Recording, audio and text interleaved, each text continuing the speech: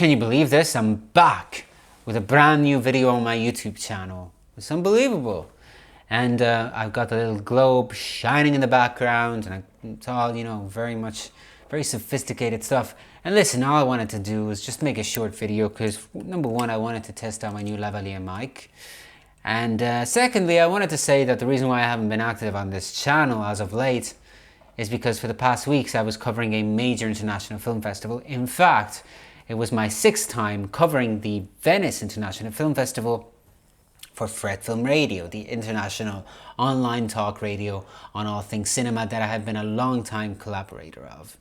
And I gotta tell you, despite the fact that this was an edition in the times of the coronavirus, and in fact it was the first of the major international film festivals to hold an actual physical edition since the pandemic, I gotta tell you, despite all of the health and safety regulations, the mask wearing, the social distancing and all of that, it was absolutely amazing to be back inside a screening room watching films projected through the power of light onto a gigantic screen. And really, for a guy who was absolutely obsessed with the cinematic experience like me, it was amazing. I gotta tell you that I had been a little fatigued with cinema, but now I feel like I'm on a high again, and I want to communicate my passion for cinema, which is usually integrated within my passion for the arts. But right now I'm on such a film high that I've already made plans to share with you a video on the top 5 films of the films that I watched at the Venice International Film Festival. But for now, I just wanted to make a short video to tell you all that I'm alright and that I'm here. And I wanted to kind of talk about movies somehow, aside from actually testing out my lavalier mic, which may be making a whole lot of noise at the moment, and I apologize for that. But I didn't just want to make a video about nothing, so I have been back to a routine of watching one film a day. What else am I gonna do,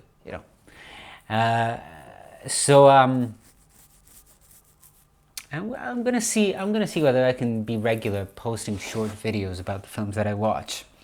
Now, these are not film reviews, but just my thoughts about the films that I watch. I am pretty much against the concept of righteous film criticism and higher authorities that can tell you what film is good and what film is bad. A film is good or bad according to how you react to it, according to what kind of a person you are, and according to what thoughts you can project on the images that you're actually watching. I can tell you for a fact, though, that if you watch a lot of films of varied natures, a wide range of films from different socio-political backgrounds, geographical locations, and so on, you will definitely develop as a person, and whether or not that will make you better at evaluating movies, it will definitely make you think in different ways and open your minds in ways that you maybe never imagined. And that's sort of a huge point of the book that I published titled Eye of the Beholder, which I might make a video about that too in the next few days. But if you're interested in knowing more about Eye of the Beholder, type it on the Amazon. The ebook is out. The paperback is coming soon, as long as I can find some time to design the cover art. But in any case, enough about that. This is enough of an intro, I guess. What time is it? It's already been almost 4 minutes. So one of the films that I watched recently was a film from 2018 by Fabrizio Ferraro, and it is an Italian-Spanish co-production, and it's titled Les Unwanted de Europa. Very uneasy title to say. They should have really come up with an English one. The Unwanted of Europe. What's wrong with that? But apparently that title is not an official title. I would like to refer to it as The Unwanted of Europe, just because it's easier to say, but whatever. I don't want to make a joke out of the title. This is a very serious movie. In fact, I've defined it as a meditative movie. And what the thoughts that I wrote down were Fabrizio Ferraro, the director, basically imagines the final days of Jewish philosopher Walter Benjamin, as he escapes collaborationist France in the Pyrenees in 1939. And at the same time, a group of Catalan Republicans attempt to escape Spain's fascist regime along the same pathway after the Spanish Civil War. And The reaction I had for this film was that it felt to me like a solemn meditation on the history of the unwanted people on the old continent who were escaping from something or other. And it is filmed in black and white, which really enhances this idea that history has this crazy tendency of repeating itself. So the concept of history as we perceive it may be false, because time as we perceive it is very complicated.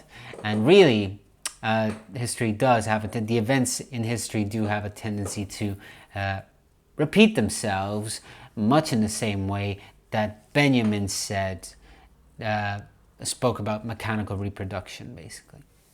And so, but what makes this a powerful film, apart from its very slow pace, that sort of allows you to perceive time in a different way from the way in which you would perceive time in a mainstream movie, and enhances this feeling of connection with the characters who are walking like these biblical figures through deserts or whatever, through the Pyrenees in this case. But it's just such a huge journey that you really feel their pain, the dullness of the journey, the hardships of the journey.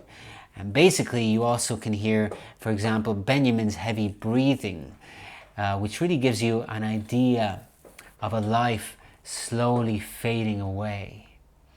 And that's the solemnity of the experience of watching the film, is you actually become the character of Benjamin. And we may all become Benjamin. Maybe we won't be unwanted like he was, but at some point or another in our lives, I guess, we will be unwanted for one reason or another, which is another interesting thing. In fact, this concept of timelessness actually resonates within the times at which the Ferraro's film was released, because it was released in the midst of a European migration crisis.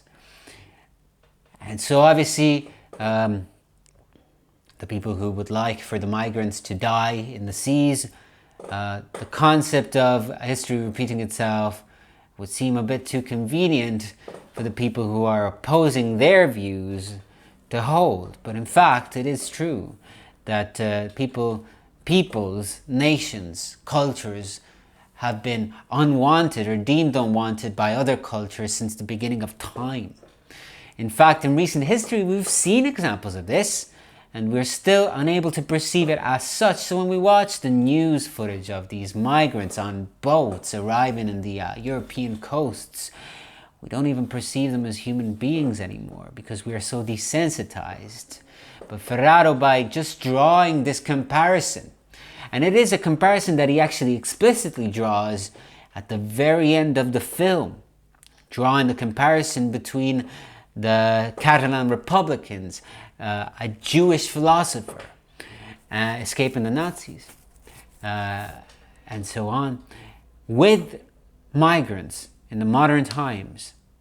He points out to this terrible truth about the world, not only the world that we live in now, but the world that we have always lived in. So this is really meditative, solemn cinema that exists in order for us to come to that realization as we experience it. It's not the type of film that we are drawn to for the story, although we can definitely revel in the story as well, also because there is great beauty in the photography itself and the landscapes of the Pyrenees that it captures. But primarily, this is film that is meant to provoke you into boredom. The very same boredom that Benjamin argued was a necessary condition, because it put a spectator into a sleep-like state from which he could awaken when confronted with flashes of history. And I am paraphrasing an awful lot, and if I'm getting the sentiments of Benjamin's writings wrong, I apologize, but that's all I wanted to say. It's quite a noteworthy film, Les Unwanted de Europa, or as I like to call it, The Unwanted of Europa. I believe the film was definitely screened at the International Film Festival Rotterdam, which is another festival that I'm quite familiar with and I've been going for years. And it is my recommendation at this point. And that was a new video for my series of not film reviews or non-film reviews. So long, everybody. Stay healthy, stay safe, stay strong.